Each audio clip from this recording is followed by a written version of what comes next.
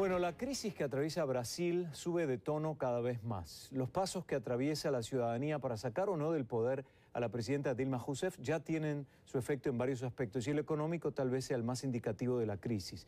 Y aunque el Parlamento brasileño se va a pronunciar sobre el futuro político de Dilma, hay instancias fuera de sus fronteras que ella puede utilizar para lograr apoyo en su postura. Vamos a cruzar a Montevideo, Uruguay, para hablar con Ignacio Bartesagui, académico de la Universidad Católica de ese país y experto en temas Mercosur. Ignacio, bienvenido, buenas tardes. Buenas tardes, Guillermo. La aplicación de la cláusula democrática por parte de Mercosur por el tema Brasil es lo que Dilma está tratando de hacer para defender su postura. Me gustaría saber cómo funciona el hecho y cómo un ente de estas características podría incidir en el futuro político de ella. Bueno, la cláusula democrática, el protocolo de Ushuaia refiere a la cláusula democrática del Mercosur. Lo que implica es que los estados pueden, en definitiva, reclamar si consideran que hay un quiebre del orden democrático en alguno de los países miembros del Mercosur. Y lo que ha planteado recientemente la presidenta en su viaje a Naciones Unidas fue que quería plantear al Mercosur la aplicación de la cláusula democrática, pero vale aclarar, Guillermo, que son los estados miembros, no el estado afectado, los que finalmente deciden si se aplica o no la cláusula democrática por considerar que hay una ruptura del orden democrático. Ahora, hay antecedentes. Recordamos el caso del expresidente Lugo de Paraguay y, por otro lado, la reciente mención del presidente Macri de Argentina con respecto a Venezuela. ¿Cómo funcionó cada caso y cómo lo podemos comparar con el caso de Dilma Rousseff ahora?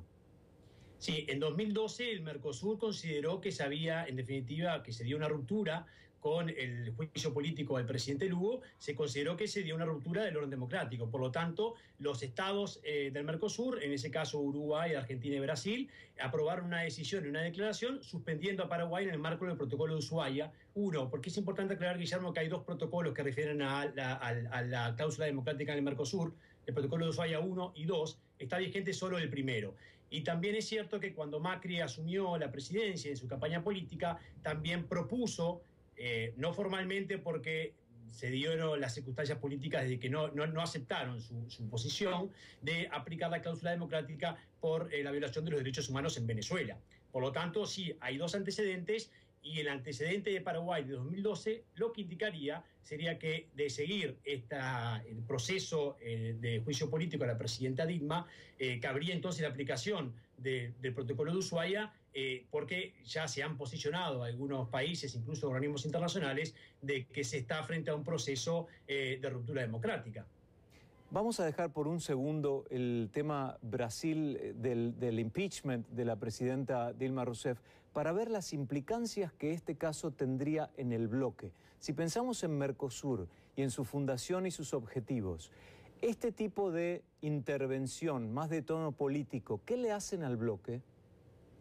Bueno, es muy complicado porque no es lo mismo suspender a Paraguay que a Brasil. Eso es una realidad, Guillermo. En este momento es realmente...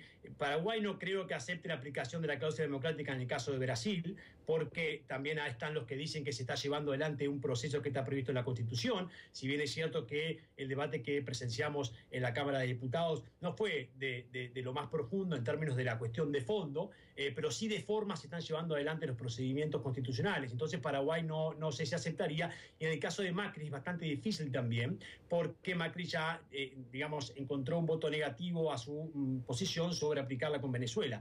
Y en el caso de Uruguay también es complejo, porque en este momento el Mercosur está negociando, por ejemplo, un acuerdo con la Unión Europea. Estamos a instancias de intercambiar ofertas ahora en mayo. Entonces la pregunta sería, ¿un Mercosur sin Brasil está en condiciones de mantenerse realmente en términos políticos y económicos adelante en esta negociación? Sería realmente un impacto muy relevante. La respuesta sería no.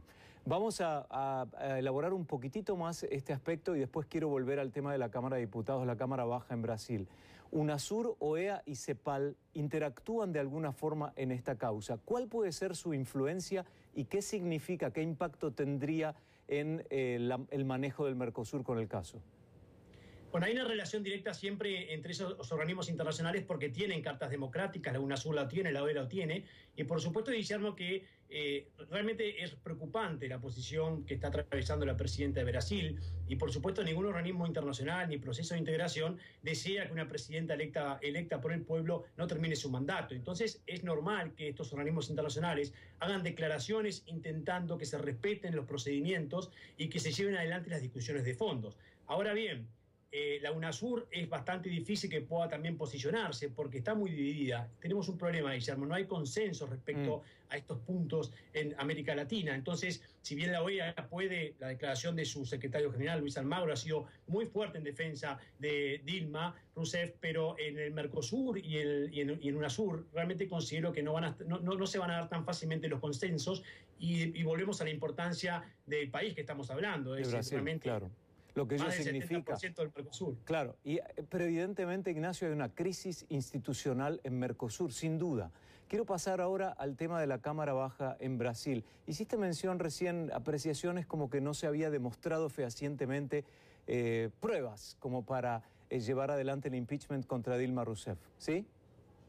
Sí, la discusión que se dio realmente en el Congreso, en la Cámara de Diputados, la semana pasada, Guillermo, no fue desde el punto de vista institucional realmente como uno la esperaba. En el Congreso uno apuesta a tener posiciones que no sean de estadios de fútbol, sino que sean de discutir los temas de fondo y defender con seriedad si se está o no frente al fundamento para aplicar o no un juicio político a la presidenta. Esperamos, lógicamente, que la discusión en el Senado sea en esos términos y que si el Mercosur decide que esto es una ruptura democrática, lo haga también con la seriedad del caso a través de la creación de una comisión que hable con todos los actores, interlocutores, y estemos seguros de que no estamos apresurándonos en ninguna decisión por aspectos políticos, porque realmente sería complejo para el Mercosur que Brasil esté suspendido.